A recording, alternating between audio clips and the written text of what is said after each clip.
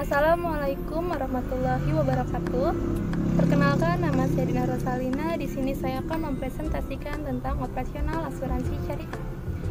Asuransi syariah merupakan asuransi berdasarkan prinsip syariah dengan usaha tolong-menolong dan saling melindungi di antara para peserta melalui pembentukan kumpulan dana yang dikelola sesuai dengan prinsip syariah untuk menghadapi risiko tertentu. Sedangkan asuransi menurut KUHD pasal 26 adalah suatu perjanjian di mana seorang penanggung mengikatkan diri kepada seorang tertanggung dengan menerima suatu premi untuk memberikan penggantian kepadanya karena suatu kerugian, kerusakan atau kehilangan keuntungan yang diharapkan yang mungkin akan dideritanya karena suatu peristiwa yang tidak pasti terjadi. Lalu ada unsur-unsur asuransi syariah. Unsur asuransi syariah ada 6. Yang pertama adanya pihak tertanggung, kedua adanya pihak penanggung, 3 adanya perjanjian asuransi, 4 adanya pembayaran premi, 5 adanya kerugian, kerusakan atau kehilangan keuntungan, 6 adanya suatu peristiwa yang tidak pasti terjadi. Lalu ada prinsip dan tujuan berdirinya asuransi syariah.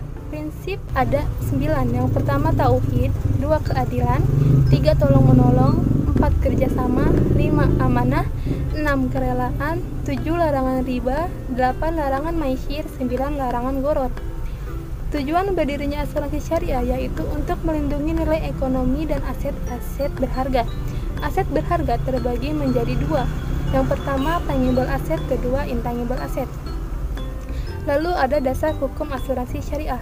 Hukum asuransi adalah halal sebagaimana dalam Fatwa MUI yaitu Fatwa nomor 21 DSN MUI tahun 2001 tentang pedoman umum asuransi syariah menyebutkan bahwa hukum asuransi adalah halal manakala mengikuti akad-akad yang telah digariskan oleh Fatwa MUI. Lalu ada dana tabaru dan pengelolaan risiko. Dana tabaru merupakan kumpulan dana yang berasal dari kontribusi para peserta yang mekanisme penggunaannya sesuai dengan akad tabaru yang disepakati. Pada asuransi syariah, suatu risiko diatasi secara bersama-sama yang dikenal dengan istilah ta'awun. Ta'awun yaitu suatu prinsip hidup saling melindungi dan saling tolong-menolong sesama anggota apabila terjadi musibah atau kerugian.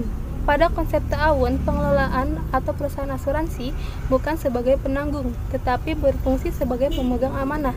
Sedangkan nasabah sebagai peserta memberikan dana kepesertaan atau donasi yang dikenal dengan nama tabaru dan diniatkan untuk kegiatan tolong-menolong sesama peserta apabila kemudian hari.